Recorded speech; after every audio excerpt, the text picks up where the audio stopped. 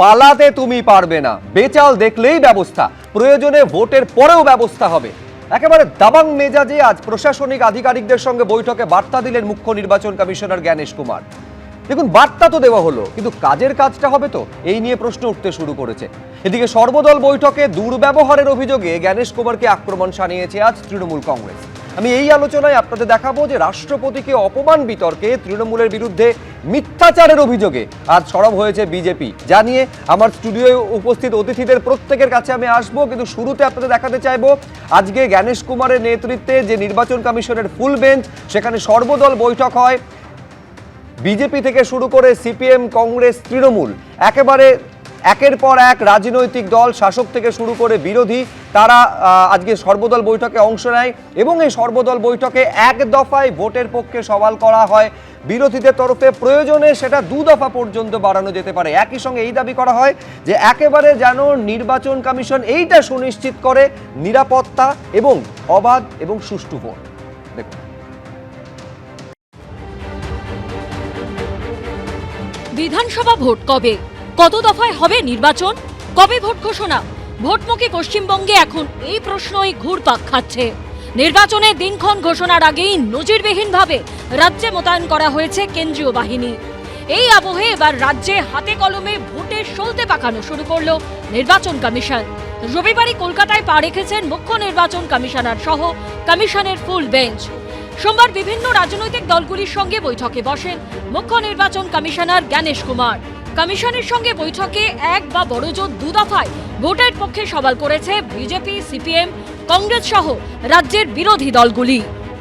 আমরা বলেছি আমাদের রিকোয়েস্ট হচ্ছে 1 দফায় ভোট, ম্যাক্সিমাম 2 দফা। আর এই যে আগে 7-8 হতো, তার কোনো ভালো রেজাল্ট হতো না। 1 দফা হলে 7 দিনের মধ্যেই, 2 দিন হলেও 7 দিনের মধ্যে ভোট হয়ে যাবে। আমরা নির্দিষ্ট দাবি করেছি 1 দফায় ভোট হওয়া উচিত, খুব বেশি হলে 2 দফা, তার বেশি নয়। কারণ এই প্রশাসনিক আর এই মস্তান গুন্ডাকে দিয়ে করায়, আর পুরো বলে একেবারে কড়াভাবে করব। কড়া নিরাপত্তার মধ্যে 1 দফায় ভোট করানোর দাবি তুলেছে কংগ্রেস। আমরা খুশি হব 1 দফায় হলে, কিন্তু আপনাকে অ্যাসিওর করতে হবে যে 1 দফার ভোট নিরপেক্ষ হবে। আপনি যদি বলেন 1 দফায় ভোট হবে, ভোট লুট হবে, আমরা কখনো রাজি নই, কখনো রাজি নই। 2021 সালের বিধানসভা নির্বাচনে পশ্চিমবঙ্গে 1100 কোম্পানি কেন্দ্রীয় বাহিনী মোতায়েন করা হয়েছিল। ভোট হয়েছিল 7 দফায়। এবার কত দফায়, কত কেন্দ্রীয় বাহিনী দিয়ে ভোট করাবে কেন্দ্রীয় নির্বাচন কমিশন? যে দফায় ভোট হবে তৃণমূল প্রস্তুত। দফা 1 হোক বা দফা 2 বা দফা 7 বা 8, বাংলার মানুষ বিজেপি, সিপিএম, কংগ্রেসের দফা রফা করে ছাড়বে। চতুর্থবার মামাটি মানুষের সরকার, মমতা বন্দ্যোপাধ্যায়ের নেতৃত্বে, অভিষেকের সেনাপতিত্বে 250 পার। জল্পনার আবহেই ভোটের দিনক্ষণ ঘোষণা নিয়ে ফের ভবিষ্যৎবাণী শোনা গেছে শুভেন্দু অধিকারীর গলায়। যদি ঐক্যবদ্ধভাবে সংবিধানকে বাঁচাতে চান, তাহলে এই সরকারকে পরিবর্তন করতে হবে। আর মাত্র 6 সপ্তাহ আছে এই সরকারের। নির্বাচন 1 বৈশাখের পরে যে কোনো দিন ভোট হবে। আমরা কয়েকদিনের মধ্যে নির্ঘণ্ট পেয়ে যাব। মঙ্গলবার সকাল 10:30 থেকে সিইও ও কেন্দ্রীয় বাহিনীর নোডাল অফিসারদের সঙ্গে বৈঠক করার কথা নির্বাচন কমিশনের। সূত্রের খবর, এরপর মুখ্য সচিব ডিজিপির সঙ্গে বৈঠকে বসবে কমিশনের ফুল বেঞ্চ। মঙ্গলবার বেলা 12:30টায় বিএলওদের সঙ্গে কথা বলবে কমিশন। রুমা পাল ও অনির্বাণ বিশ্বাসের রিপোর্ট, এবিপি আনন্দ। দেখুন, বিরোধীরা আজ এক সুরে দাবি করছে যে এই রাজ্যে বিধানসভা ভোট 1 দফায় যেন হয়, বড়জোর সেটাকে 2 দফা পর্যন্ত বাড়ানো যেতে পারে, কিন্তু তার বাইরে নয়। আমার নিঃসন্দেহে কৌতূহল থাকবে প্রদীপ্ত মুখোপাধ্যায়ের কাছে যে বিরোধীদের এই দাবির সঙ্গে তৃণমূল কংগ্রেসের তো একমত হওয়ার কথা। গত বছর মানে 2021-এর যখন বিধানসভা নির্বাচন হয়েছিল, এই প্রশ্ন তৃণমূলের তরফে করা হয়েছিল যে পশ্চিমবঙ্গে 294টা বিধানসভা আসন, মোটামুটি কাছাকাছি বিধানসভা আসন রয়েছে একমাত্র তামিলনাড়ু। যদি 1 দফায় ভোট হতে পারে, তাহলে পশ্চিমবঙ্গে কেন 7 দফায় হবে? তার মানে বিরোধীদের দাবির সঙ্গে আজকে তৃণমূল কংগ্রেস তো একমত, প্রদীপ্তদা। হ্যাঁ, এখানে অশ্বত্থামা হত আর ইতিগজ, এই দুটোর মধ্যে যে সমস্বরে উচ্চারণ হওয়ার প্রসঙ্গটা সেটা মিসিং হয়ে যাচ্ছে। কেন বলো তো? কারণ 21 সালে যখন চূড়ান্ত একটা কোভিডের সময় আরও হু করে কোভিড বাড়ছে, আমাদের তরফ থেকে মানে ইলেকশন কমিশনকে এমনকি বিজেপির কাছে বারবার এই দাবি করা হয়েছিল, ভাই এই সময় এমন একটা অবস্থা, মানুষ মারা যাচ্ছে, রোগ হু করে বাড়ছে, তোমরা অনুগ্রহ করে এই এত দফা 7 দফা শেষমেশ হয়েছিল, এই দফাটাকে কমিয়ে শেষ করো, ভোটটাকে শেষ করো। না, তা হবে না। মমতা বন্দ্যোপাধ্যায় বারবার বললেন আরো মৃত্যুর দায় কি নেবে ইলেকশন কমিশন। তখন বিজেপির কথাটা ঠিক আজকের উল্টো, তখন সিপিএম এর কথাটা আজকের উল্টো।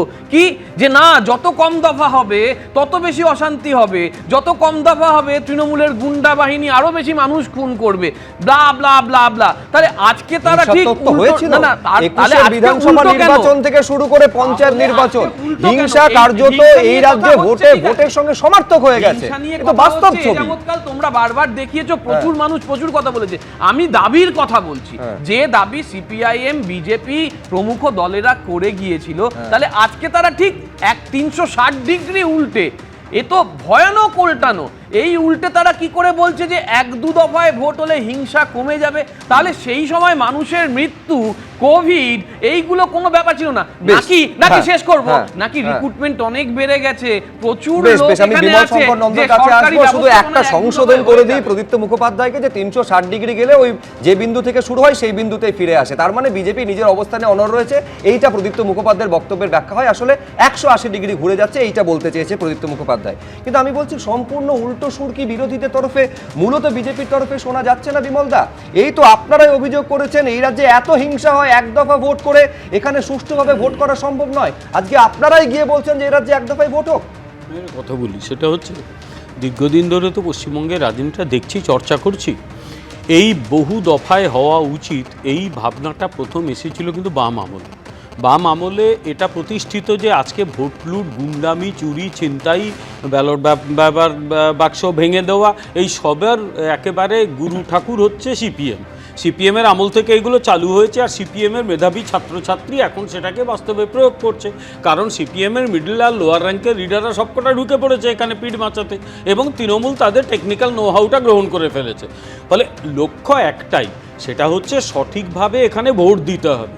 ঘরের পাশে উড়িষ্যাতে 25 বছর একটা সরকার ক্ষমতায় ছিল, তারপর বিজেপি ক্ষমতায় এলো, কেউ কাউকে একটা চড় মেরেছে বলে আপনারাও খবরটা দেখাতে পারেননি।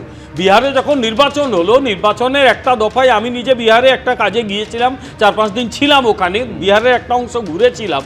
বিহারের মতো জায়গায় যেখানে ভোট হওয়া মানে কয়েকশো লোকের মৃত্যু প্রায় নিশ্চিত হয়ে যাওয়া। উড়িষ্যার কথা বললেন, একবার ত্রিপুরায় পালাবদলের পরে কি ছবি দেখা গেছিল সেটা, ত্রিপুরায় পালাবদলের পরে কি ছবি দেখা গিয়েছিল সেটা যদি আলাদা করে একটা ইয়ে করেন তাহলে খুব সুন্দর আলোচনা হতে পারে, কোনো চিন্তা নেই, করতে পারবো। সেই তথ্য আমার কাছে রয়েছে, আপাতত পশ্চিমবাংলাতেই থাকে। ফলে এগুলো যদি শান্তিতে হতে পারে, পশ্চিমবাংলা কেন হয় না? কারণ এখানে গুন্ডামি করে ভোটে জেতার চেষ্টা করা হয়, কারণ এখানে মানুষের জনসমর্থন হারিয়ে ফেলে মানুষকে ভয় দেখিয়ে ভোটে জেতার চেষ্টা করা হয়। তার জন্য ধর্মতলায় এইরকম ভয় দেখানো, এটা তো আর কিচ্ছু নয়, অবস্থান নয়, ভয় দেখানো। এরা ভয় পেয়েছে কারণ, আমি বলছি এরা ভয় পেয়েছে কারণ বিজেপি মানুষকে প্রতিশ্রুতি দিয়েছে। আমি বুঝলাম কে ভয় পেয়েছে এবং কে 1 দফা থেকে 7 দফা, এই বিতর্কের মধ্যে গিয়েও এই প্রশ্নটা থেকে যাবে যে ভোটটা তো করে লোকসভা থেকে শুরু করে বিধানসভা, এইটা তো জাতীয় নির্বাচন কমিশন করে, যার জন্য কেন্দ্রীয় বাহিনী একেবারে হাজার হাজার কোম্পানি কেন্দ্রীয় বাহিনী মোতায়েন করা হয়। তারপরেও সুষ্ঠু ভোট যদি কমিশন এই রাজ্যে দিতে না পারে, তার দায় অনেকাংশে কমিশন কেউ নিতে হবে। কিন্তু আমি এইখানে কলতানের কাছে আসতে চাইবো। আমি বলছি কলতান, গতবার 7 দফায় 1100 কোম্পানি কেন্দ্রীয় বাহিনী দেওয়ার পরেও সুষ্ঠু ভোট সুনিশ্চিত করা যায়নি। তোমরা বলছো যে 1 দফা ভোট যেন হয়, তার থেকে বেশি নয়, বড় জোর আরেক দফা বাড়ানো যেতে পারে। আর 7 দফায় যদি এই ছবি হয়, 1-1.5 দফায় 2 দফায় কি ছবি হবে? আশঙ্কাটা সমানভাবে থেকে যায়। আশঙ্কাটা থেকে যায় বলেই আজকে আমাদের পার্টির পক্ষ থেকে যে টিম গেছিলেন, তারা এই কথা বলেছেন যে আপনি মুখে অনেক কথা বলছেন, নির্বাচন কমিশনের বেঞ্চ মুখে অনেক কথা বলছেন যে আমরা এবার ভালো করে করব ইত্যাদি ইত্যাদি, কিন্তু ভালো করে করার কোনো রকম নজর এখন অবধি আমরা দেখতে পাই। কারণ যা গাফিলতি ইত্যাদি তৈরি হয়েছে, তাতে যে বড় অফিসার ইত্যাদি যুক্ত, তাদের বিরুদ্ধে নির্বাচন কমিশন এখন অবধি কোনো ব্যবস্থা নিয়ে উঠতে পারেননি, অথচ নিয়ে নেওয়ার প্রয়োজন ছিল। এই লজিক্যাল ডিসক্রিপেন্সি ইত্যাদি ইত্যাদি যা হচ্ছে, তাতে নির্বাচন কমিশনার বা অন্যরা যারা যতটা গর্জাচ্ছেন ততটা আসলে বর্ষাচ্ছেন না। একজন দুজন যদি কোনো ভুল কাজ করে থাকেন, অপরাধ করে থাকেন, তাদের বিরুদ্ধে ব্যবস্থা নিলে বাকিদের মধ্যে যে ধারণাটা পৌঁছাতো সেটা পৌঁছালো না, এই কথাটাই আমরা স্পষ্ট করে বলেছি। আর তৃণমূল এবং বিজেপির পক্ষ থেকে 21-এর কথাটা নিয়ে সিপিআইএম সম্পর্কে যে মিথ্যা তথ্য দেওয়া হয়েছে, এটার আমি বিরোধিতা করছি। কোনো সময় সিপিআইএম বলেনি যে 21 সালে হচ্ছে যে 7 দফায় ভোট করুন, এটা তৃণমূলের নেতা দেখাতে পারবেন না, কিন্তু এটা বললেন। বিজেপির নেতারা বরং বলেছিলেন যে অনেক বেশি দফায় করতে হবে, এবং তৃণমূলের নেতা কিন্তু এবার বললেন না যে ওনারা আসলে যে গেছিলেন 1 দফায় চেয়েছেন না 2 দফায়। তৃণমূলের মুখপাত্ররা পরপর বলে এসছেন যে ওই সময় আমরা এত দফা অত দফায় চাইনি। এই কেন্দ্রীয় বাহিনী ঘুরতে চলে গেছে ভোটের আগের দিন, সে ছবিও আমরা মিডিয়াতেই দেখেছি। ফলে ইন্টেনশনটা খুব গুরুত্বপূর্ণ। আমি কি বলছি, আমার কি বডি শো হচ্ছে, আমার বডি ল্যাঙ্গুয়েজ কি হচ্ছে, এটা গুরুত্বপূর্ণ। তার থেকে গুরুত্বপূর্ণ হচ্ছে যে ডে অফ ইলেকশন মানুষের কনফিডেন্স বিল্ড আপ করতে আমি আসলে কি ব্যবস্থা নিচ্ছি। আমরা লিখিত চিঠিতে এই কথা আজকে বলেছি যে আপনারা যা বলছেন শুনতে ভালো লাগছে হয়তো, কিন্তু এইটা আপনি যদি বাস্তবের মাটিতে করতে না পারেন তাহলে কিন্তু আগের বারের যা হিংসার ঘটনা ইত্যাদি ইত্যাদির ঘটনা, পঞ্চায়েতেও যা ঘটনা আমরা দেখেছি তারই পুনরাবৃত্তি। জাস্ট একটা কথা এখানে, ওই কিন্তু আমি শুধু একটা এখানে সংযোজন করতে চাইবো যে বাম আমলে হিংসার কথা, এটা কিন্তু আমরা কেউ ভুলে যাইনি। আমি শুধু দর্শকদের মনে করিয়ে দেব, মুর্শিদাবাদের ডোমকলকে একেবারে নামটা বোমকল হয়ে গেছিল কি কারণে? সেটা হচ্ছে যখনই ভোট হতো সেখান থেকে প্রচুর বোমা বিস্ফোরণ থেকে বোমা উদ্ধারের মতন ঘটনা ঘটতো। আমি সুভাষ নস্করের ছবিটাও দর্শকদের মনে করিয়ে দিতে চাইবো যে হিংসা কোন জায়গায় গেলে এই ধরনের, সেটা কিন্তু একেবারে বাম আমলে সূর্য তখন মধ্য গগনে, ফলে সেই হিংসা আমল বদলেছে কিন্তু হিংসার ছবিটা বদলায়নি। দ্রুত বিশ্বনাথ চক্রবর্তী জ্যান্ত জ্বালিয়ে দিয়েছিল। মানে আমি একটা জিনিস বলবো যে দফার প্রশ্নটা 10 দফা না 1 দফা সেটা ইম্পর্টেন্ট নয়। ইম্পর্টেন্ট হলো ভয়মুক্ত পরিবেশ তুমি তৈরি করতে পারছো কিনা, প্রচারে সবাইকে সমান সুযোগ করতে পারছো কিনা, লেভেল প্লেইং গ্রাউন্ড যেটাকে আমরা বলি, সেই সবাইকে সমান সুযোগ করে দিতে পারছো কিনা, তুমি নিরাপত্তার বেষ্টনী নিশ্চিত করতে পারছো কিনা, যে সিসিটিভি ক্যামেরাগুলো সেগুলো ঢাকা থাকবে না উন্মুক্ত থাকবে। একটা বিষয় আমি শুধু বিশ্বনাথ, আমি শুধু দর্শকদেরও মনে করাবো, একটা তো ছিল যে ওয়েব ক্যামের বা ওয়েবকাস্টিং এর যে বিষয়টা ছিল সেটা যে বুথের ভেতরে সিসিটিভি ক্যামেরা, বুথের বাইরে পর্যন্ত সিসিটিভি ক্যামেরা দেওয়া হচ্ছে, টহলদারি পর্যন্ত কেন্দ্রীয় বাহিনী থাকবে। কিন্তু আমি বলছি বিশ্বনাথ দা, যে মানুষগুলো ভোট দেবে তারা যদি নিজের ঘর থেকে বেরোতে না পারে, বুথ পর্যন্ত যদি পৌঁছতে না পারে, আপনি 1000 কোম্পানি 2000 10,000 কোম্পানি কেন্দ্রীয় বাহিনী দিয়েও অবাধ ভোট সুনিশ্চিত করতে পারবেন না। একেবারে কলকাতার বুকে কয়েকদিন ধরেই মানে সেন্ট্রাল ফোর্সকে হাঁটানো হচ্ছে, কিন্তু এই হাঁটানোর কোনো মূল্য নেই। যদি তুমি বোমা, গুলি, বারুদ, পিস্তল যদি যাদের কাছে মজুদ আছে সেগুলোকে না তুমি রিকভারি করো, অর্থাৎ বোমা, গুলি, বন্দুক যাদের কাছে আছে তাদের থেকে সেগুলোকে তোমার উদ্ধার করতে হবে। এবং একই সাথে যারা ক্রিমিনাল, হ্যাবিচুয়াল ক্রিমিনাল, তাদেরকে জেলের সময় বাইরে রাখার নিয়ম নয়। স্যানিটাইজেশনের প্রথম শর্ত হলো যে রাজনৈতিক হিংসাকারী যারা 1.5 মাস হয়ে গেল বিশ্বনাথ দা, সোনা পাপ্পুকে এখনো খুঁজেই পায়নি পুলিশ। এবং আমি সেটাই বলছি যে তুমি ওই সেন্ট্রাল ফোর্স নামিয়েছো আর দুটো সাদা উর্দির পুলিশকে, মানে কলকাতা পুলিশকে সামনে আর পেছনে বসিয়ে লাগিয়ে তুমি হাঁটাচ্ছ, ওই হাঁটার কোনো মূল্য নেই, ওসব ফালতু জিনিস। কিন্তু তোমাকে যদি সত্যি কিছু করতে হতো তাহলে গত প্রায় 8-9 দিন হয়ে গেল সেন্ট্রাল ফোর্স নেমেছে, তুমি আমায় বলো কয়টা সেন্ট্রাল ফোর্স অভিযান করেছে, কয়টা বাড়িতে গেছে, কয়টা মানে বোমা, গুলি, বন্দুক, পিস্তল উদ্ধার হয়েছে, কতজন অ্যারেস্ট করতে পেরেছে, কতজন ক্রিমিনালকে জেলে পুরতে পেরেছে। ফলে কেবলমাত্র ভার্বাল কিছু প্রতিশ্রুতি আর লোক দেখানো কিছু মানে কেন্দ্রীয় বাহিনীকে হাঁটানো, এটা কোনো কাজেই আসবে না। এবং এখনো বিরোধী রাজনৈতিক দলের কর্মীরা যেভাবে তৃণমূলের দ্বারা আক্রান্ত হচ্ছে, প্রতিদিন মার খাচ্ছে। আজকেও তোমরা খবরে দেখিয়েছো যে এক বিজেপি কর্মী এই ব্যারাকপুরেই, সে গতকাল একটা পরিবর্তন যাত্রাতে সামিল হয়েছিল জন্য আজকে বেদম পিটিয়েছে তৃণমূলের। ফলে এই যে তৃণমূল কনস্ট্যান্ট পিটিয়ে যাচ্ছে, এই পেটানোর থেকে তো বাঁচাতে পারছে না সেন্ট্রাল ফোর্স।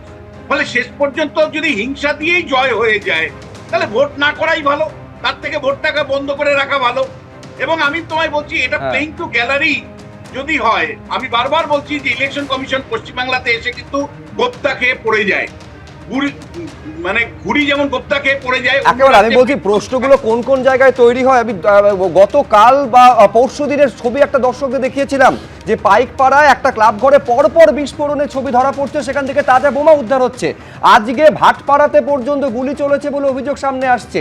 এই কলকাতা শহরে এরিয়া ডমিনেশন, রুট মার্চ কেন্দ্রীয় বাহিনী করছে, কিন্তু তারা চলে যাওয়ার পর সাধারণ মানুষ প্রশ্ন তুলছে যে সেন্ট্রাল ফোর্স না হয়ে এলো, শেষ পর্যন্ত তারা ওই বুথ ক্যাপচার থেকে শুরু করে ছাপ্পা ভোট এইটা তারা আটকাতে পারবে তো? অর্থাৎ সংশয় এখনো পর্যন্ত সেন্ট্রাল ফোর্স আসার পরেও সংশয় মুক্ত কিন্তু সাধারণ মানুষ ভোটাররা হতে পারছেন না। এইটা নির্বাচন কমিশনের সবথেকে বড় দায়িত্ব। আজকে প্রশাসনিক আধিকারিকদের সঙ্গে বৈঠকে স্পষ্ট জানিয়ে দিয়েছেন মুখ্য নির্বাচন কমিশনার, কোনো গাফিলতি বরদাস্ত করা হবে না, দোষ করলে কেউ ছাড় পাবে না, প্রয়োজনে নির্বাচন পর্ব মিটে যাওয়ার পরেও ব্যবস্থা নেওয়া হবে যদি দোষ প্রমাণিত হয়। একই সঙ্গে এই প্রশাসনিক আধিকারিকদের কমিশনের এই প্রশ্নের মুখে পড়তে হয়েছে, অন্য কোনো রাজ্যে হয় না, ভোট হলে এই রাজ্যে এত হিংসা কেন হয়? দেখুন, ভোটের সময় পশ্চিমবঙ্গে কেন শুধু হিংসার ঘটনা ঘটে? জেলা শাসক হন বা পুলিশ কমিশনার, গাফিলতি দেখলে রেয়াত নয়, কেউ ছাড় পাবেন না। বিধানসভা ভোটের মুখে রাজ্যে এসে কড়া বার্তা দিলেন মুখ্য নির্বাচন কমিশনার জ্ঞানেশ কুমার। কার্যত তার ভৎসনার মুখে পড়তে হলো রাজ্য ও কেন্দ্রের একাধিক অফিসারকে। বিধানসভা ভোটের মুখে রবিবার রাতে মুখ্য নির্বাচন কমিশনার সহ কলকাতায় এসেছে নির্বাচন কমিশনের ফুল বেঞ্চ। সোমবার সকালে প্রথমে রাজনৈতিক দলের সঙ্গে বৈঠকের পর দুপুরে জেলা শাসক, পুলিশ সুপার, পুলিশ কমিশনারদের সঙ্গে বৈঠকে বসে কমিশনের ফুল বেঞ্চ। বৈঠকের শুরুতে অর্থাৎ রাজনৈতিক দলের বৈঠকের পর এনফোর্সমেন্ট এজেন্সি এবং তারপর ডিএমএসপিএ এবং যারা ছিলেন সেক্ষেত্রে একটা ওপেনিং রিমার্কস থাকে, যেখানে মুখ্য নির্বাচন কমিশনার বলেছেন ওপেনিং রিমার্কসেই কিন্তু তীব্র ভৎসনা করেছেন। সূত্রের খবর, বৈঠকে মুখ্য নির্বাচন কমিশনার জ্ঞানেশ কুমার বলেন, অন্য কোনো রাজ্যে ভোটের সময় এত হিংসা দেখা যায় না। ভোটের সময় হিংসার ঘটনা শুধু পশ্চিমবঙ্গে কেন ঘটে? রাজনৈতিক দলগুলির সঙ্গে বৈঠকের প্রসঙ্গ টেনে জ্ঞানেশ কুমার বলেন, সব রাজনৈতিক দল আমার কাছে অভিযোগ করেছে, এবার এসব চলবে না। এরপরে কার্যত হুঁশিয়ারির সুরে জ্ঞানেশ কুমারকে বলতে শোনা যায়, আপনি জেলা শাসক হন বা পুলিশ কমিশনার, গাফিলতি দেখলে রেয়াত করা হবে না, তিনি ছাড় পাবেন না। নির্বাচনের পরে দোষী সাব্যস্ত হলেও পদক্ষেপ করবে কমিশন।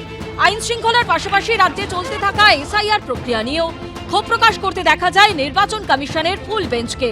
সূত্রের খবর, এদিন কমিশনের ফুল বেঞ্চের ভৎসনার মুখে পড়েন 7 জন জেলা শাসক।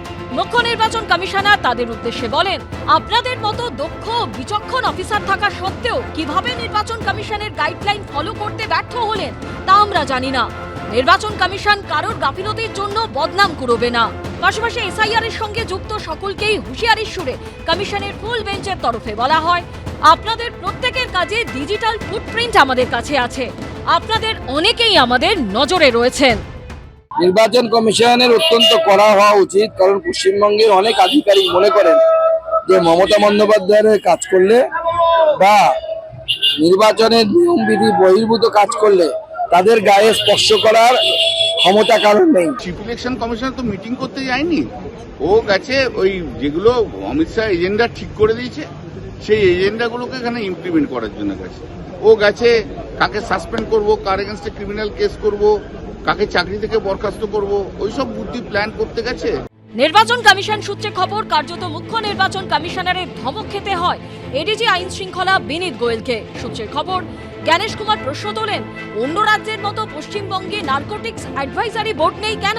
তার উত্তর দিতে যান বিনীত গোয়েল। সূত্রের খবর, তখন মুখ্য নির্বাচন কমিশনার বলেন, কেন নেই সব জানি। আমরা চাই ইমিডিয়েট ভোট ঘোষণা হোক এবং মমতার কাছ থেকে পুলিশটা নিয়ে নেওয়া হোক। নির্বাচন কমিশনের মুখপাত্র হিসেবে যেন কাজ করছেন শুভেন্দু অধিকারী। নির্বাচন কমিশন কি করবেন আগে থেকে আগাম জানিয়ে দিচ্ছেন। আমরা বারবার যেটা বলে আসছি যে নির্বাচন কমিশন বর্তমানে বিজেপির হয়ে, বিজেপির জন্য, বিজেপির দ্বারা পরিচালিত একটা সংস্থায় পরিণত হয়েছে। সোমবার কমিশনের ফুল বেঞ্চের ভৎসনার মুখে পড়ে কেন্দ্রীয় এজেন্সিগুলো। ইডির ভূমিকা নিয়ে কিন্তু প্রশ্ন তুলেছে ইলেকশন কমিশন অফ ইন্ডিয়া। ইডির বিভিন্ন যে কার্যপদ্ধতি সেই পদ্ধতি নিয়ে প্রশ্ন তোলা হয়েছে। যখন ইডির তরফে কিন্তু বলতে যাওয়া চেষ্টা করা হয়েছিল যে অনেক সময় বিভিন্ন কেস ডায়েরি, সেই কেস ডায়েরি রাজ্যের তরফে হস্তান্তর করা হয় না, এর প্রত্যুত্তরে কিন্তু ফুল বেঞ্চের তরফে প্রত্যুত্তর দেওয়া হয় যে আমরা কিন্তু এসব শোনার জন্য এখানে আসিনি, আমরা জানতে চাই যে যে অভিযোগ রয়েছে সেই অভিযোগের ভিত্তিতে কী পদক্ষেপ নেওয়া হয়েছে। শুধু তাই নয়, এয়ারপোর্টের যে কাস্টমস রয়েছে, কাস্টমসকেও কিন্তু হুঁশিয়ারি দেওয়া হয়েছে, বলা হয়েছে যাতে কোনোভাবে বাইরে থেকে কোনো ব্ল্যাক মানি বা বাইরে থেকে কোনো বহুমূল্যবান জিনিস সেটা এয়ারপোর্টের থ্রু দিয়ে ঢুকতে না পারে। নির্বাচন কমিশন সূত্রে খবর, বৈঠকে বাংলাদেশের বর্ডার লাগোয়া জেলাগুলিতে কড়া নজরদারির জন্য বিএসএফকে নির্দেশ দিয়েছেন মুখ্য নির্বাচন কমিশনার। বলা হয়েছে রাজ্য প্রশাসনের সঙ্গে সমন্বয় রেখে কাজ করতে। সূত্রের খবর, এদিন বিমানবন্দর কর্তৃপক্ষ, আবগারি দপ্তর, আরবিআই সব পক্ষকেই কমিশনের ধমকের মুখে পড়তে হয়। রোমা পাল, অনির্বাণ বিশ্বাস ও পূর্ণেন্দু সিংহের রিপোর্ট, এবিপি আনন্দ। দেখুন, কমিশনের এই বক্তব্য অত্যন্ত গুরুত্বপূর্ণ যে ডিজিটাল ফুটপ্রিন্ট থেকে যাচ্ছে। কারোর বিরুদ্ধে অভিযোগ যদি প্রমাণিত হয়, ভোট মিটে যাওয়ার পরে পর্যন্ত তাদের বিরুদ্ধে ব্যবস্থা নেওয়া হবে। খেয়াল রাখবেন, এদের মধ্যে আইএস আইপিএসরা পর্যন্ত রয়েছেন। আমি বলছি সলিলদা, এই যারা ল এনফোর্সিং এজেন্সি তাদের পর্যন্ত কমিশনের হুঁশিয়ারির মুখে পড়তে হচ্ছে। এই যে ভোটের সঙ্গে হিংসার যে একটা ট্র্যাডিশন, চেনা ছবি, সমার্থক হয়ে যাওয়া, এবার ছবিটা বদলাবে বলে মনে হচ্ছে না। দেখো, এটা কিন্তু যথার্থ। দেখো, মানে সকালের ভোরের আলো দেখে বোঝা যায় সারা দিনটা কীরকম যাবে।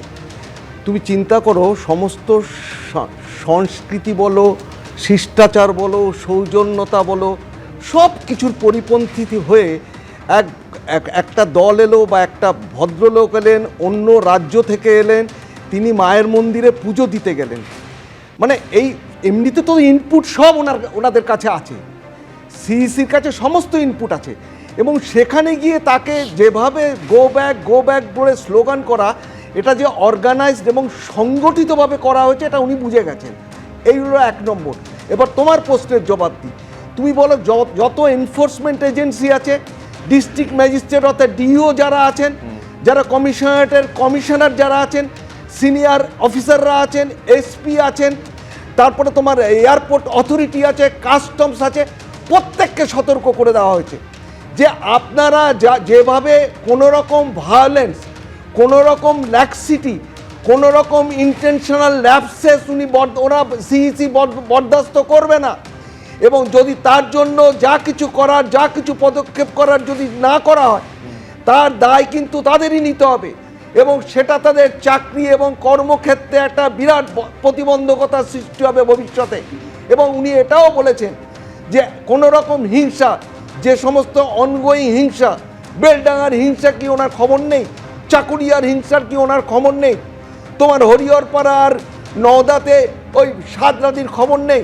খাগড়াগড়ের খবর নেই? জাভেদ মুন্সি কাশ্মীর থেকে পুলিশ এসে ধরে নিয়ে গেল ক্যানিং থেকে, খবর নেই? সুতরাং উনি বারবার যেটা এনশিওর করতে চেয়েছেন, ভোটের দিন নয়, prepoll days, on the day of poll এবং পোস্ট পোল ডেজে কোনো রকম ল্যাক্সিটি, কোনো রকম প্রতিবন্ধকতা, কোনো রকম ভায়োলেন্স কিন্তু বরদাস্ত করা চলবে না। ভেতরে সিসিটিভি থাকবে, প্রত্যেকটা বুথের বাইরে থাকবে, বডি ক্যাম থাকবে, সমস্ত কিছু থাকবে। তাই উনি বারবার বলেছেন ডিজিটাল এভিডেন্সেস থাকবে। ঠিক, আমি বলছি আয়োজন তো সবই আছে, সেই আয়োজন কতটা কার্যকরী হবে এই প্রশ্নটা থেকে যাচ্ছে। তার কারণ আমি রবীন্দ্রনাথ ভট্টাচার্যের কাছে আসতে চাইবো, সেটা হচ্ছে তখনও এসআইআর পর্ব এই রাজ্যে শুরুই হয়নি। আপনাদের মনে থাকবে 2জন ইআরও এবং 2জন এইআরওকে সাসপেন্ড করে এফআইআর করতে বলা হয়েছিল। 6টা মাস সময় নিয়েছে রাজ্য তাদের বিরুদ্ধে ব্যবস্থা নেওয়ার ক্ষেত্রে। মাঝে শুধু চিঠি চালাচালি আর 2বার সম্ভবত মুখ্য সচিব এবং তৎকালীন মুখ্য সচিবকে ডেকে পাঠানো ছাড়া কমিশন কি করতে পেরেছে? আপনি বলুন রবীন্দ্রনাথ বাবু, সেটা হচ্ছে মুরুগান, যিনি রোল অবজারভার, কখনো তাকে ঘিরে বিক্ষোভ, কখনো তার গাড়িতে ভাঙচুর করা হয়েছে। দীর্ঘ চিঠি সি মুরুগান লিখেছিলেন, কি ব্যবস্থা কমিশনের তরফে নেওয়া হয়েছে? এই প্রশ্নগুলো আজকে এই হুঁশিয়ারির মধ্যে তো সঙ্গত কারণে উঠবে। হ্যাঁ, একদমই। তার কারণ হচ্ছে এই যে মানে কনস্টিটিউশন অনুযায়ী রাজ্যের যে তালিকা, যে তালিকায় রাজ্য তার প্রশাসন চালু রাখবে, তার মধ্যে ল অ্যান্ড অর্ডার একটা। সুতরাং ল অ্যান্ড অর্ডারে কিন্তু কেন্দ্র হাত দিতে পারে না যতক্ষণ না পর্যন্ত ইলেকশন কমিশন ইলেকশন ডিক্লেয়ার করছে। ইলেকশন ডিক্লেয়ার করার পরে তার হাতে চলে আসছে। এখন এটার এক্ষেত্রে এই যে সবাই আমরা বলছি, বারবার করে বলছি যে চলে যাচ্ছে হাজারদুয়ারি দেখতে, এখানে যেই আসুক তার মাথার যে কমান্ডিং অফিসার, মানে সেটা সলিলদা অনেক ভালো বলতে পারবেন, কিন্তু কমান্ডিং অফিসার থাকেন কিন্তু রাজ্যের কোনো পুলিশ অফিসার। এখন রাজ্যের পুলিশ অফিসাররা যদি ঠিকমতো নৈতিক দায়িত্ব, নৈতিকভাবে সদিচ্ছা প্রকাশ না করে, তাহলে যে হয় হাজারদুয়ারি দেখতে যাওয়ার ঘটনা, তাদের তো দোষ দিয়ে লাভ নেই। তাদেরকে যদি না ইউজ করা হয় তাহলে তারা চলে যাবে। ইলেকশন কমিশনের ক্ষেত্রে এই সদিচ্ছার অভাব বারবার দেখা গেছে।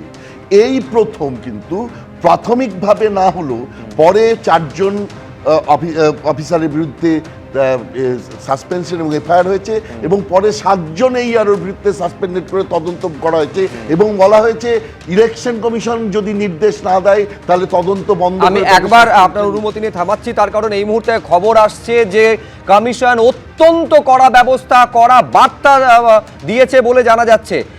এই যে সরাসরি একবার দেখবো মমতা বন্দ্যোপাধ্যায় কিছু বলছেন, কিন্তু তার আগে এই যে বৈঠকের কথা বলছিলাম, যে বৈঠক প্রশাসনিক আধিকারিকদের সঙ্গে 6 ঘন্টা ধরে চলেছে, এই প্রশ্ন করা হয়েছে কমিশনের তরফে যে সভ্য সমাজে ভোটের সময় গুলি বোমা চলবে কেন, একের পর এক কড়া বার্তা দেওয়া হয়েছে। কি বলেছে ময়ূক ঠাকুর চক্রবর্তী, আমাদের প্রতিনিধি আরো বিস্তারিত বলতে পারবেন। ময়ূক, দেখো শুভ্রজিৎ, আজকে 12টার কিছু পরে নিউ টাউনের হোটেলে রাজ্যের সমস্ত জেলার পুলিশ সুপার, পুলিশ কমিশনার, জেলা শাসক, ডিআইজি, আইজি এবং রাজ্য পুলিশের ডিজিপি ছিলেন না, কিন্তু ডিজি ল অ্যান্ড অর্ডার অর্থাৎ বিনীত গোয়েল, তিনি এই মিটিং এ প্রেজেন্ট ছিলেন পুলিশ প্রশাসনের সর্বোচ্চ কর্তা হিসাবে। সেখানে নির্বাচন কমিশনের তরফ থেকে যেটা স্পষ্ট বার্তা দেওয়া হয়েছে, বলা হয়েছে 2021 সালের বিধানসভা নির্বাচনের পর বাংলার ভাবমূর্তি ক্ষতিগ্রস্ত হয়েছে। সারা দেশ দেখেছে পোস্ট পোল ভায়োলেন্স এবং হিংসার ঘটনা। ভবিষ্যতে এমন পরিস্থিতি যাতে না হয় সেটা প্রশাসনকেই নিশ্চিত করতে হবে। নির্বাচন কমিশন আরো যেটা জানিয়েছে যে ফ্রি অ্যান্ড ফেয়ার ভোট করতে হবে, কোনো রাজনৈতিক দলের প্রভাবে পুলিশ যেন কাজ না করে সেই বিষয়ে কড়া নির্দেশ দেওয়া হয়েছে।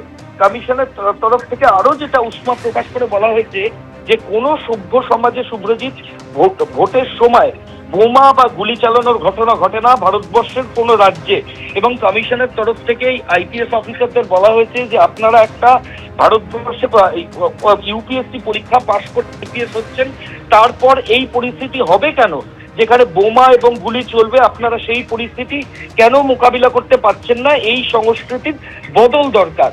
এর পাশাপাশি পিট এনডিপিএস বলে একটা সেকশন রয়েছে, কেন্দ্রীয় সরকারের তরফ থেকে এই পিট এনডিপিএস সেকশনটা নোটিফিকেশন করা হয়েছে। এটা একটা কেন্দ্রীয় আইন যার মাধ্যমে মাদক পাচারের সঙ্গে যুক্ত ব্যক্তিদের প্রিভেন্টিভ অ্যারেস্ট করা হয়। সারা ভারতবর্ষে এই আইন থাকলেও পশ্চিমবঙ্গে এই আইনের কোনো নোটিফিকেশন বা এক্সিকিউশন হয়নি। এটা নিয়েও নির্বাচন কমিশন ডিজি ল অ্যান্ড অর্ডারের কাছে উষ্মা প্রকাশ করে বলেছেন কেন পিট এনডিপিএস এর সেকশন পশ্চিমবঙ্গের ক্ষেত্রে প্রযোজ্য হবে না বা নোটিফিকেশন হবে না। এই প্রশ্নও কিন্তু ডিজি ল অ্যান্ড অর্ডারের কাছে কমিশনের তরফ থেকে করা হয়েছে। সব মিলিয়ে আইন শৃঙ্খলা সুষ্ঠুভাবে রেখে নির্বাচন কোনো রাজনৈতিক দলের প্রভাবিত না হয়ে ফ্রি অ্যান্ড ফেয়ার ইলেকশন, একেবারে ফ্রি অ্যান্ড ফেয়ার ইলেকশন করতে হবে, এটা কমিশনের তরফে জানানো হয়েছে। আমি একবার সরাসরি দেখব মুখ্যমন্ত্রী কি বলছেন। করে তার জন্য তাদের কি দোষ? আপনি এআই দিয়ে কেটেছেন, আপনার মাথায় ওই এআই গিয়ে একদিন না আপনার ব্রেনটাকে খাবে।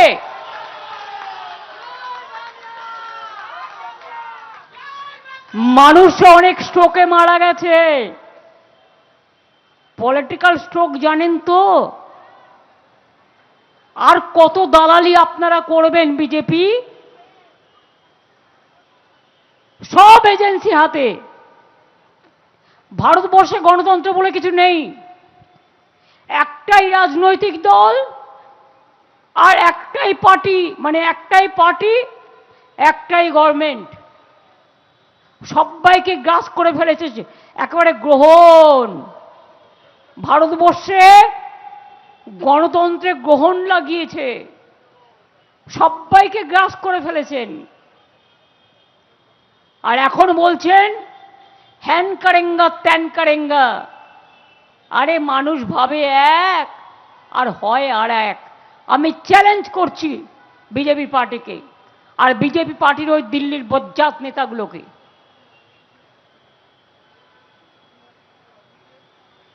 গুন্ডা নেতাগুলোকে, দাঙ্গাকারী নেতাগুলোকে এজেন্সি দিয়ে গণতন্ত্রের লড়াই করবার সাহস নেই, কারণ আপনার বুথে এজেন্ট নেই। আপনি এজেন্সি দিয়ে এখানে এসেছিলেন কাগজ বিলি করতে কেন? আমার ভাবছেন তৃণমূল কংগ্রেসের লোকেরা বা সাধারণ মানুষ আপনাদের মিটিংয়ে যাবে? কিনতে এসছিলেন, হাতে নাতে তো ধরা পড়েছেন। এদের প্ল্যান 1 হচ্ছে ভোটার কাটা, প্ল্যান 2 হচ্ছে ভোট পর্যন্ত কাটবে, প্ল্যান 2 হচ্ছে ইভিএম মেশিন কারচুপি। আমি অলরেডি খবর পেয়েছি এবং তার প্রিকশনও আমরা নেব, খুব সিরিয়াসলি দেখতে হবে। নাম্বার 3, ভোটগুলো যখন দেখবেন কাউন্টিংয়ে বেরোবে, আমি আগে থেকে বলে দিই, সতর্ক করে দিই, বিজেপির সিটগুলো আগে দেখাবে, আমাদেরটা পরে দেখাবে, যাতে মানুষের কাছে ভুল বার্তা যায় আর অফিসারদের ম্যানেজ করতে পারে, ম্যানিপুলেট করতে পারে, যাতে তারা ভয় পায়। আর গদি মিডিয়া তো আছেই, পেছনে গদি নাই কিন্তু মালিক গদি। সাংবাদিকদের কোনো দোষ নেই, আমি সাংবাদিকদের চিরকাল বলি ওদের কোনো দোষ নেই, ওদের কোনো দোষ নেই, ওদের যা করতে বলে ওরা চাকরি করে তাই করে, মালিকের অর্ডার মানে।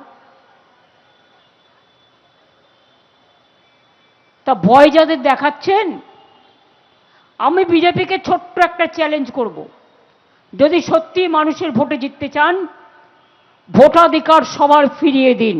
অনলি 1 পয়েন্ট, আমরা আর কিচ্ছু চাই না, আমরা একটাই পয়েন্টে লড়ছি, সেটা হচ্ছে যাদের ভোটাধিকার কেড়ে নিয়েছেন তারা ভেরি মাচ ইন্ডিয়ান সিটিজেন, তাদের ভোটাধিকার ফিরিয়ে দিন।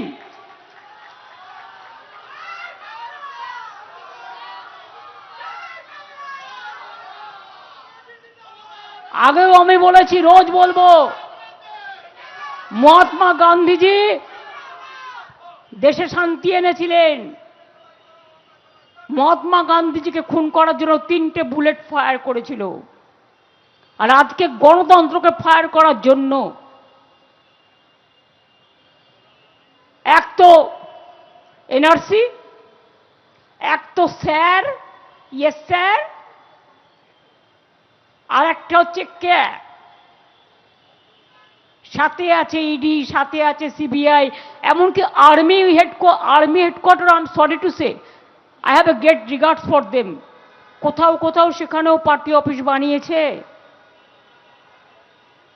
তাই আমাদের মঞ্চ ভেঙে দিতে গেছিল, কোনোদিন কিন্তু ওরা এইসব কাজ করে না, তার চিরকাল নিরপেক্ষ থাকে। একপক্ষ হয়ে গেছে এখন সবাই, বিশেষ করে এজেন্সিগুলো সেন্ট্রাল। রেলের কাউকে বলুন, ও বাবা সে ভোটে ডেকেছে, যাচ্ছেই না ভয়ে, যদি ট্রান্সফার করে দেয়। চাকরিটা আমিই দিয়েছিলাম, সেটাও আমি জানি। যারা আজকে এগুলো করছেন, রেকর্ড কিন্তু থেকে যাচ্ছে। আজকে বিজেপি থাকবে, আপনি ট্রান্সফার হবেন না, কাল বিজেপি চলে যাবে, আপনি তখন কোথায় যাবেন? তখন তো আমি আপনাকে ফার্স্ট ট্রান্সফার করব।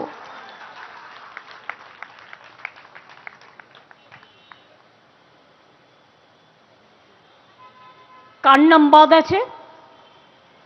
হিন্দুরা আছে, মুসলিমরা আছে। মুসলিম দেখলে তো আর বলতে হবে না, আমি এম দেখলেই, আমার মাইনরিটি দেখলেই জ্বলে, যেমন আমারও এম দিয়ে শুরু, তাই আমাকে দেখলেও জ্বলে, তাতে আমার কোনো যায় আসে না। We are for all. BJP আবার বলি অপপ্রচার করছে হিন্দিভাষী মানুষের কাছে, যে ममता जी ने मुस्लिम लोगों को कलकत्ता में बंगाल में ले आया। আমি কালও বলেছি, আজও বলছি, শুনুন, বাংলাদেশ, পাকিস্তান, ইন্ডিয়া যখন এক ছিল, লড়াইটা কিন্তু সর্বশক্তি নিয়ে রবীন্দ্রনাথও করেছিল, নজরুলও করেছিল, গান্ধীজিও করেছিলেন, নেতাজিও করেছিলেন। এটা বাংলা কোনো ভাগাভাগি ছিল না। আর দেশ স্বাধীন হবার পর কেউ পাকিস্তানে গেছে, কেউ বাংলাদেশে গেছে, কেউ ইন্ডিয়া।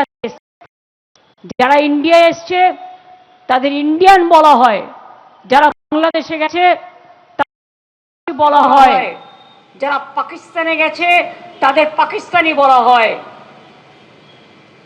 আজকে বাংলার নাম পরিবর্তন করলে তোমরা করো না, তো পাঞ্জাবে তো একটা,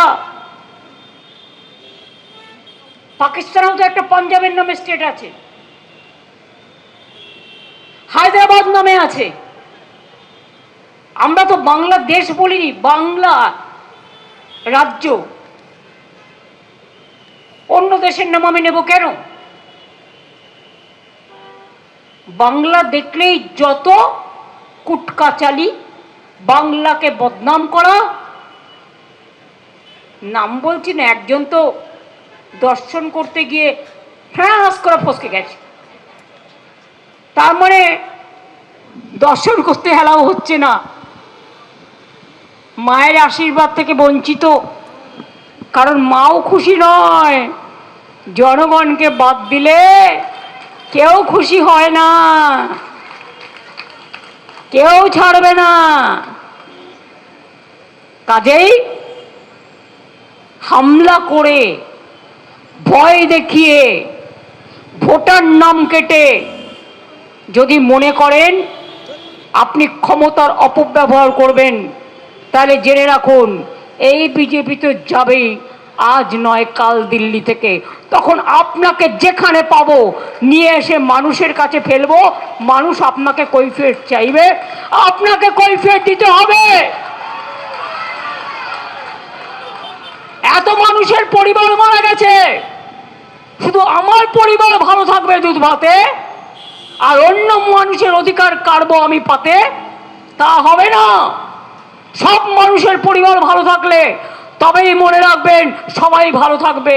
আর সব মানুষের পরিবারকে বাদ দিয়ে শুধু নিজের পরিবার যেন থাকে দুধ ভাতে, হবে না, এটা হবে না। জোর করে হারাবার চেষ্টা করছেন, ভোটের আগেই ভোট। কেন ইলেকশন কমিশনের কথাই আছে না, election is the celebration of democracy. তাহলে আজকে কেন election have become the victimization of miscreancy? বিহারের আইন এক আর বাংলার আইন এক। আর কিছু লোককে আমি বলি, বাপরে এত লোভী, আপনাকে ওখানে পাঠাবো, হ্যাঁ স্যার, আপনাকে ওখানে পাঠাবো, হ্যাঁ স্যার, আমাদের কাজটা করে দিন, তা নাহলে ইডি লাগাবো, সিবিআই লাগাবো, ইনকাম ট্যাক্স লাগাবো, ইলেকশনের সময় কিছু টাকা দেবো। আরে টাকা দেবে, টাকা তো আপনার টাকা, আপনার থেকে আপনাকে দিচ্ছে, টাকা নিলেই কি ভোট দিতে হবে নাকি? ভোট তো দেবেন না, টাকা নেবেন কি নেবেন না আপনার সিদ্ধান্ত। একটা গরিব মানুষ 500 টাকা হাতে পেয়ে ভাবে আজকের দিনটা চলে যাবে, কিন্তু তাকে 365 দিন ভাবতে হবে যে এটার ফলটা কি হতে পারে। আর মনে রাখবেন, ওদের সাথে আছে ইডি, ওদের সাথে আছে সিবিআই, ওদের সাথে আছে ইনকাম ট্যাক্স, ওদের সাথে আছে সিআইএসএফ, ওদের সাথে আছে বিএসএফ, ওদের সাথে আছে এসএসবি, ওদের সাথে সব এজেন্সি ভাইরা আছে। কিন্তু যতই এজেন্সি থাকুক, আমরা বলি যতই দেখাও ইডি সিবিআই, 26-এর ভোটে করবে বাই বাই।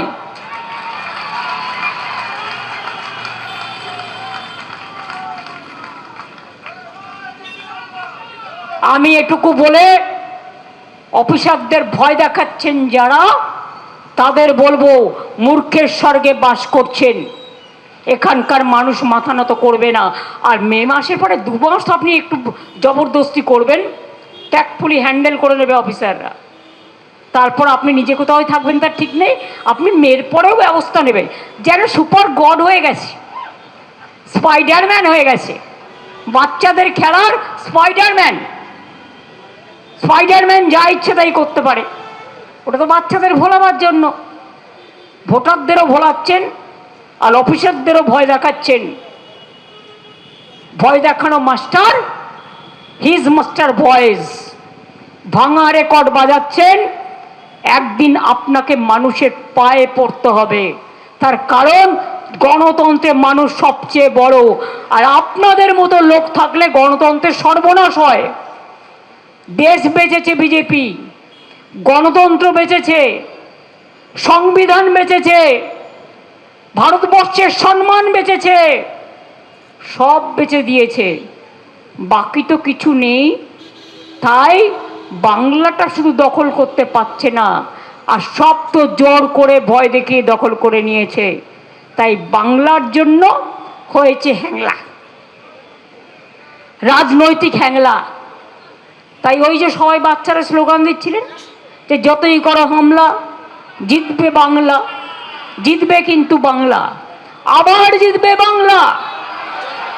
আগের বার বলেছিলেন ইসবার 400 পার না 200 পার, আগের বার বলেছিলেন 100 পার করতে পারেননি। और इस बार आपको हम दिल्ली से पगार पार कर देंगे। पगार पारेर माने की खुঁজে নিন। জয় হিন্দ, বন্দে মাতরম, জয় বাংলা। আমি অভিষেককে অনুরোধ করব তার বক্তব্য পেশ করার জন্য।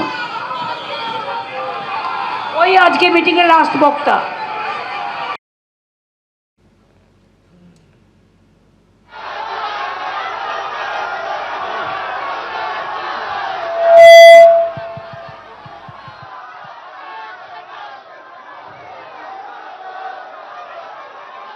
সবাইকে শান্ত হওয়ার জন্য অনুরোধ করছি, বসুন। দলনেত্রী ইতিমধ্যেই তার বক্তব্য রেখেছেন, আমাদের দিক নির্দেশিকা দিয়েছেন। তার বক্তব্যের পরে বক্তব্য রাখার ধৃষ্টতা আমার নেই এবং এটা শোভনীয়ও নয়, কিন্তু যেহেতু উনি বলেছেন আমাকে দু চার কথা বলার জন্য, তাই আমি আপনাদের সামনে কিছু কথা আজকে বলবো। আমি শুক্রবার এই মঞ্চে বক্তব্য রেখেছিলাম। গতকাল এবং পরশুদিন আমি আসতে পারিনি, আমার নির্দিষ্ট কিছু কর্মসূচি ছিল। আজকে প্রায় আমাদের চতুর্থ দিন এই ধর্ণা, অবস্থান, বিক্ষোভ মমতা বন্দ্যোপাধ্যায়ের নেতৃত্বে চতুর্থ দিনে পড়েছে। আপনারা সবাই দেখেছেন গতকাল কলকাতায় মুখ্য নির্বাচনী আধিকারিক তিনি নিজে উপস্থিত হয়েছেন। আমি অনেক রাতে আমাকে একজন সাংবাদিক একটা ভিডিও পাঠালো যে উনি কলকাতা বিমানবন্দরে নেমে হাত নাড়ছে। একটা লোক, তার এতটুকু অপরাধ বোধ বা বিবেক বোধ বলে কিছু নেই, যার তুগলকি সিদ্ধান্ত এবং অপকর্ম, অনাচার এবং অত্যাচারের কারণে প্রায় 200 জন বঙ্গবাসী মারা গেছেন, আত্মঘাতী হয়েছেন। মানুষের কাছে হাত জোড় করে ক্ষমা না চেয়ে তিনি সাংবাদিকদের উদ্দেশ্যে হাত নাড়ছেন, যেন বিশ্ব জয় করে ফিরেছেন। আমি কালকে এই চিত্র দেখে কিছুটা অবাকই হয়েছি যে এদের মনুষ্যত্ব বলে কিছু নেই। যাদের অঙ্গুলি হেলনে এরা কাজ করে এবং দেশের সংবিধানকে চূর্ণ বিচূর্ণ করেছে, ছিঁড়ে টুকরো টুকরো করেছে, সেই সংবিধানের বিরুদ্ধে গিয়ে কাজ করে যারা দেশের গণতন্ত্রকে ভুলণ্ঠিত করেছে, তাদের বিরুদ্ধে 10 কোটি বঙ্গবাসীকে আগামী দিন জোট বাঁধতে হবে। আমরা আজ যে এখানে সমবেত হয়েছি, সংঘবদ্ধ হয়েছি মমতা বন্দ্যোপাধ্যায়ের ডাকে, আমরা জানি ইতিমধ্যে প্রায় 60,07,000 জল জ্যান্ত জীবিত ভোটার জোর জবরদস্তি তাদের নাম আন্ডার অ্যাডজুডিকেশন করে রাখা হয়েছে যাতে তারা ভোট না দিতে পারে, এবং একমাত্র বিজেপির অঙ্গুলি হেলনে এই কাজগুলো হচ্ছে। যারা আমার কথা শুনছেন, জানছেন, আমি প্রথম দিন যখন সাংবাদিক বৈঠক করে এসআইআর এর বিরোধিতা করে আমাদের দলের অবস্থান স্পষ্ট করেছিলাম, আমি বলেছিলাম এই নির্বাচনী কমিশন, এই নির্বাচন কমিশন এবং নির্বাচন কমিশনার নিরপেক্ষ নয়। ইনি বিজেপির সহকর্মী বা বিজেপির সহকারী সংস্থা হিসেবে কাজ করছে। আপনারা দেখেছেন কালকে উনি যে হোটেলটায় গিয়ে উঠেছেন, কলকাতায় ছোট বড় মিলিয়ে 5,000-এর বেশি হোটেল রয়েছে। 200, 400, 500, 10টা 50টা হোটেল নয়, 5,000-এর বেশি হোটেল রয়েছে। দিল্লির বাবুরা, অমিত শাহ থেকে শুরু করে মধ্যপ্রদেশের মুখ্যমন্ত্রী, রাজস্থানের মুখ্যমন্ত্রী, বিজেপির সর্বভারতীয় সভাপতি, তারা এসে যেই হোটেলটায় ওঠে, যেই ঘরটায় ওঠে, সেই একই হোটেলে আর একই ঘরে চিফ ইলেকশন কমিশনার উঠেছে। এ তো নিহাত কাকতালীয় হতে পারে না। যে হোটেল, যে ঘরে অমিত শাহ থাকে, সে একই হোটেলে একই ঘরে জ্ঞানেশ কুমার থাকছে। কলকাতায় সব মিলিয়ে 5,000 হোটেল রয়েছে। আর একটা হোটেলে যদি 50টা করে রুম থাকে, তাহলে প্রায় 2.5 লক্ষ রুম রয়েছে। 2.5 লক্ষ রুমের মধ্যে একই হোটেলে একই রুমে রয়েছে জ্ঞানেশ বাবু, যাদের অঙ্গুলি হেলনে এরা বাঙালির উপর অত্যাচার করেছে ধারাবাহিকভাবে। আগামী লড়াই এদের শূন্য করার লড়াই। এই লড়াই খালি তৃণমূলকে চতুর্থবার জেতানোর লড়াই নয়, এটা ভোট টু ইলেক্ট নয়, এটা vote two punish, vote two reject, প্রতিবাদের ভোট, প্রতিরোধের ভোট, শাস্তি দেওয়ার ভোট। যারা বছরের পর বছর আমাদের নিপীড়িত, বঞ্চিত, বাংলাদেশি বলে অত্যাচারিত, অবহেলিত, শোষিত করে রেখেছে, তাদের যোগ্য শিক্ষা দেওয়ার, জবাব দেওয়ার ভোট। একটা মানুষের যোগ্য অধিকার যেন বিজেপির নির্বাচন কমিশন কেড়ে না নেয়, সেই জন্য তৃণমূল কংগ্রেস রাস্তায় রয়েছে। আমরা যেমন পার্লামেন্টে লড়াই করছি, আমরা রাস্তায় রয়েছি, আমরা কোর্টে রয়েছি। গতকাল আমি মন্দির বাজারে গেছিলাম, আমার সভা ছিল।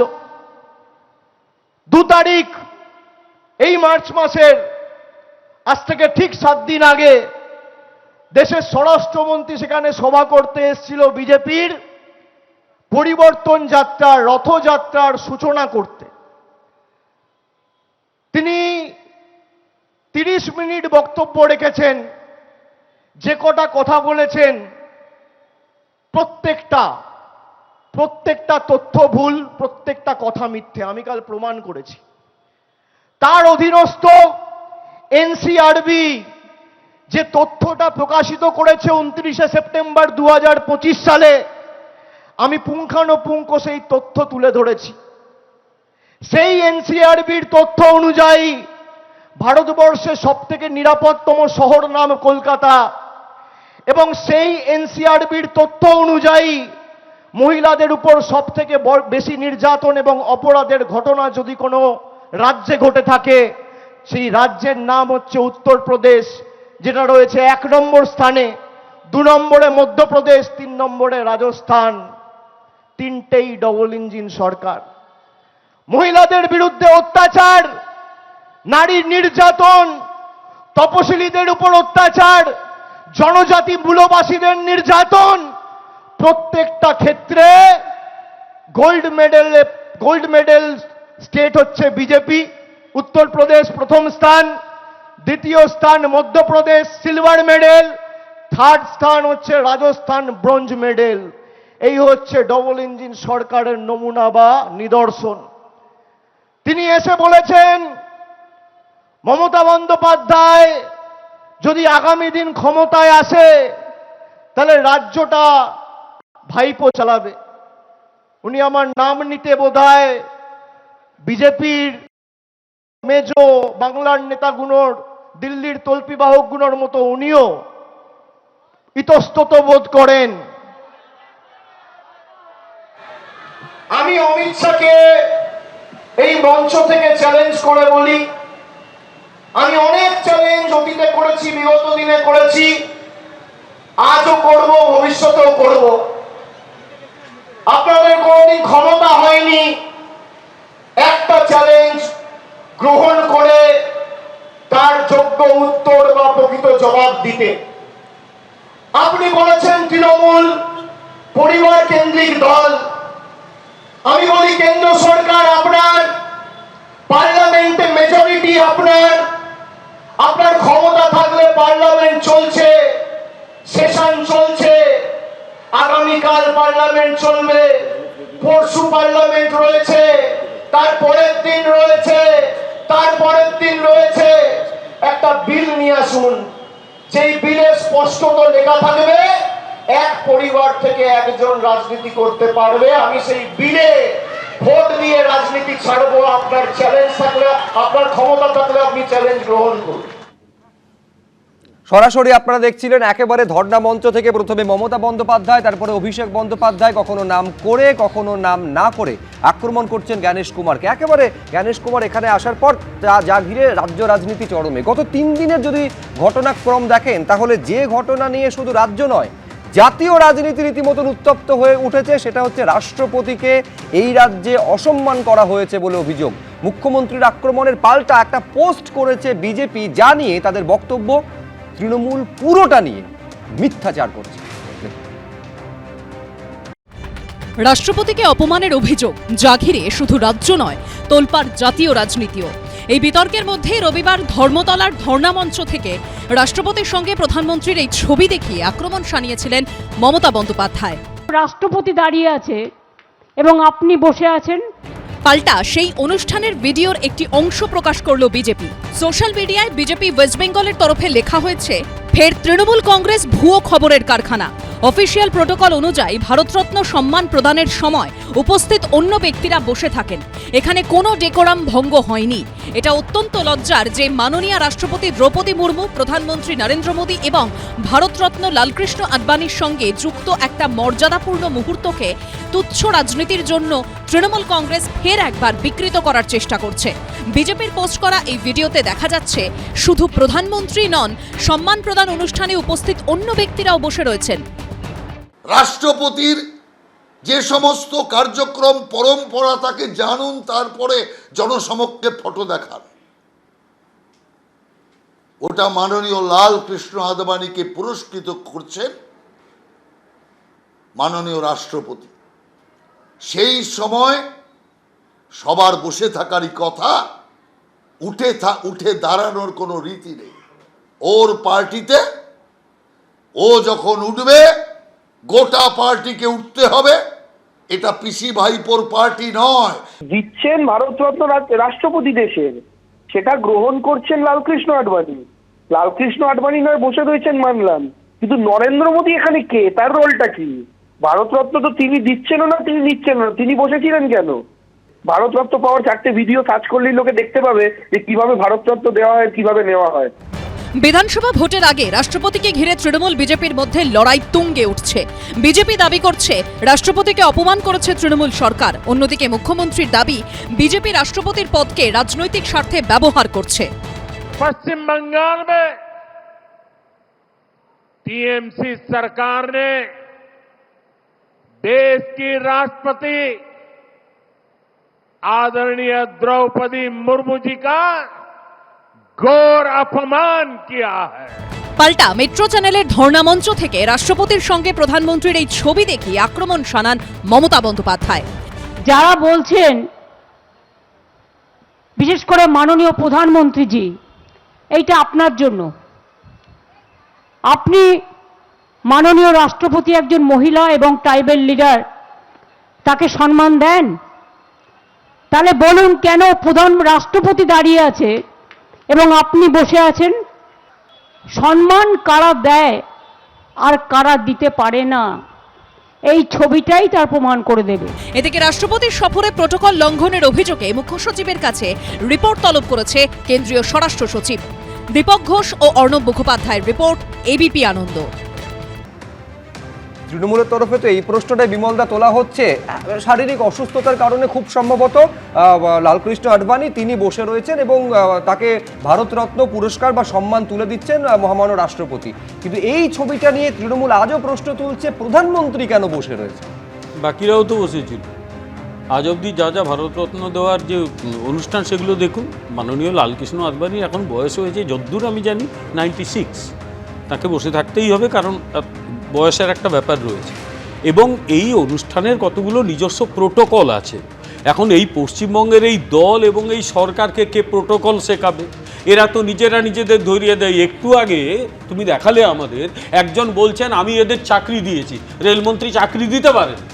প্লিজ টেল মি, রেলমন্ত্রী চাকরি দিতে পারেন? রেলে চাকরি হয়তো কম্পিটিটিভ পরীক্ষার মাধ্যমে, তার মানে রেলমন্ত্রী চাকরি দিতে পারেন উনি বলেছেন, এবং আবার প্রকাশ্যে হুমকি দিচ্ছেন যে এলে বদলি করে দেবো। কি হচ্ছে এগুলো? তোমরাই দেখালে, আমি কিন্তু দেখাইনি। আজকে আমি প্রশ্ন করছি, উনি কজনকে কেন চাকরি দিয়েছেন উত্তর চাই আজকে। এবং আমি পরিষ্কার নির্বাচন কমিশনের কাছে দাবি করছি, এই দলটা একটা হিংসাশ্রয়ী দল। যখন নির্বাচন কমিশনার আসেন তাকে গো ব্যাক বলে এবং হোটেলে গিয়ে হামলা চালায়। এই দলটাকে অবিলম্বে রিকগনাইজ করে দিন। এই দল থাকলেই গোটা সমাজ থেকে নষ্ট হচ্ছে। এই দলই বছরের পর বছর বিধানসভা নির্বাচনে মানুষের ভোটে জয়যুক্ত হচ্ছে। আরে মানুষের ভোটে আরো অনেকে জয়যুক্ত হয়েছে, হিটলারও মানুষের ভোটে জিতেছিল। তা বলে হিটলারকে কি প্রশংসা করবে নাকি? সুতরাং এসব বলে লাভ নেই। আমার কথা এখানে পরিষ্কার, এখানে কোনো প্রোটোকল লঙ্ঘিত হয়নি, বরং এই সরকার দেশের একজন উপজাতি সম্প্রদায়ের প্রতিনিধি, গোটা উপজাতি সম্প্রদায়ের ক্ষমতায়নের প্রতীক এই দ্রৌপদী মুর্মুকে অসম্মান করেছে এবং তাকে জাস্টিফাই করা হচ্ছে উনি প্রত্যেক দিন আসবেন, প্রত্যেক দিন যেতে হবে নাকি। এই কথা আমি বলিনি, ধর্মতলায় মঞ্চ থেকে বলা হয়েছিল। আমি বলছি রাষ্ট্রপতি প্রত্যেক দিন আসেন না, আর যদি প্রত্যেক দিন আসেন প্রত্যেক দিন যেতে হবে, এটাই প্রোটোকল। সেই প্রোটোকল এরা ভেঙেছে, এরা প্রোটোকল ভেঙে তাকে আরো জাস্টিফাই করছে। আমি প্রদীপ্ত মুখোপাধ্যায়ের কাছে আসবো। আমাদের আমি শুধু এইটা প্রদীপ্তদাকে স্মরণ করিয়ে দিতে চাই যে ছবি নিয়ে সতর্ক থাকার কথা খোদ Mamata Bandyopadhyay time and again বলেছেন। সোশ্যাল মিডিয়া বা যে সমস্ত মিডিয়ায় যে ছবিগুলো দেওয়া হয় সেগুলো যেন যাচাই, বারবার ক্রস ভেরিফাই করার কথা খোদ মমতা বন্দ্যোপাধ্যায় বলেছেন। একটা ভিডিও যেটা লালকৃষ্ণ আডবাণীকে যখন ভারতরত্ন দেওয়া হচ্ছে, বিজেপি তাদের সোশ্যাল মিডিয়া হ্যান্ডেলে সেটা পোস্ট করেছে। এখানে তো স্পষ্ট দেখা যাচ্ছে প্রদীপ্তদা যে সবাই, শুধুমাত্র প্রধানমন্ত্রী নয় বাকি সবাই যারা থাকার সেটা বসে রয়েছেন। অসুস্থতার কারণে লালকৃষ্ণ আডবাণী বসে রয়েছেন এবং যেটা দাঁড়িয়ে থেকে রাষ্ট্রপতি তাকে সম্মানিত করছেন। এটাই তো হচ্ছে সম্মান দেওয়া, সেটা ভারতরত্ন হতে পারে, পদ্মভূষণ, পদ্মশ্রী, পদ্মবিভূষণ, এটাই তো প্রোটোকল। অন্যথায় কোথায় হয়েছে? আমি বলছি এইটা আরেকটু যাচাই করে নিয়ে তারপরে বললে ভালো হতো না? প্রোটোকল কোম্পানি, আচ্ছা প্রোটোকল নিয়ে যখন কথা বলবেন আমি সকল দর্শক বন্ধুকে অনুরোধ করছি যে আমাদের কথা কাউকে বিশ্বাস করতে হবে না। এর আগে যে কটা এই বসে মানে রাষ্ট্রপতি দিয়েছেন, আশেপাশে প্রধানমন্ত্রী আছেন কিনা দেখিয়ে দেবেন তো। আশেপাশে প্রধানমন্ত্রী আছেন কিনা, ঠিক যেখানে জগদীপ ধনখড় বসে আছেন ওই রোতে থাকার কথা। প্রোটোকল ওইটা, প্রোটোকল কখনো পাশে বসে থাকার না, মানে বসে থাকার বিষয় না। আমি বলছি এক এক করে আসি, please please please please. Protocol প্রথম ভাঙছে ওখানে, ওটা আর একটু এক্সট্রিম যাওয়া উচিত ছিল, আমি তো বলে করছি। এবং পাশে বসে যখন রয়েছে তখন যখন ছবি হচ্ছে, যখন ছবি তোলা হচ্ছে, ফটো সেশন হচ্ছে, তখনটাও খেয়াল করা উচিত। এটা ছেড়ে দাও, অসম্মানের কথা বলছে এরা। কাকে রাষ্ট্রপতিকে সম্মান করেন? যেই রাষ্ট্রপতি, আমি বলছি তার মানে না আমি খুব স্পেসিফিক হতে যাচ্ছি প্রদীপ্তদা, একেবারে স্পেসিফিক হতে চাইছি। গতকাল পর্যন্ত ইস্যুটা কি ছিল সেটা মমতা বন্দ্যোপাধ্যায় হতে পারেন বা মথুরাপুর থেকে অভিষেক বন্দ্যোপাধ্যায় ছবিটা দেখে কি বলেছিলেন, রাষ্ট্রপতি দাঁড়িয়ে রয়েছেন, প্রধানমন্ত্রী কেন বসে রয়েছেন। আজকে তৃণমূলের মুখপাত্র এখানে এসে বলছেন না বসে থাকাটা বিষয় নয়, বিষয়টা পাশে কেন বসে আছে, ওই রোতে কেন নেই। আমি বলছি বিজেপি যেই মুহূর্তে ছবিটা পোস্ট করেন, আমি তো স্পেসিফিক জানতে চাইছি, ছবিটা সামনে আসার পর, ভিডিওটা সামনে আসার পর ইস্যুটা চেঞ্জ হয়ে গিয়ে হলো যে কেন রাষ্ট্রপতির লালকৃষ্ণ আডবাণীর পাশে বসে রয়েছে।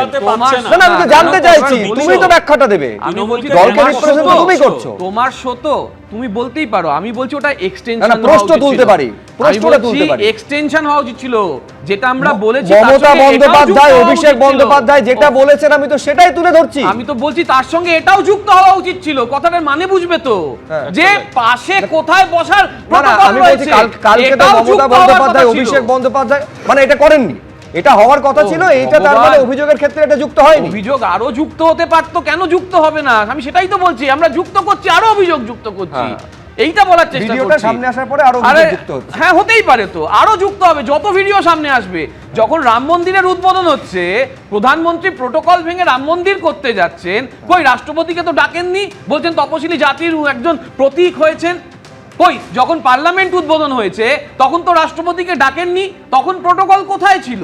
আজকে যখন শুভেন্দু অধিকারী বিভিন্নভাবে বীরবাহা হাঁসদাদের ওই পায়ের তলায় জুতোর তলায় থাকে বলে দিচ্ছে, কই একজন বিজেপি কর্মী তো এখানে বলেনি যে ওই শুভেন্দু অধিকারী ওভাবে বলতে পারেন না। ফলে এরা যখন মানুষের যে তপশিলি জাতি উপজাতির উন্নয়নের জন্য যা যা প্রকল্প করার কথা, যা যা টাকা পাঠানোর কথা, সেটা যখন তার পাঠায় না, মানে আমার খুব স্পেসিফিক প্রশ্ন, আমি বিশ্বনাথ চক্রবর্তীর কাছে যাব।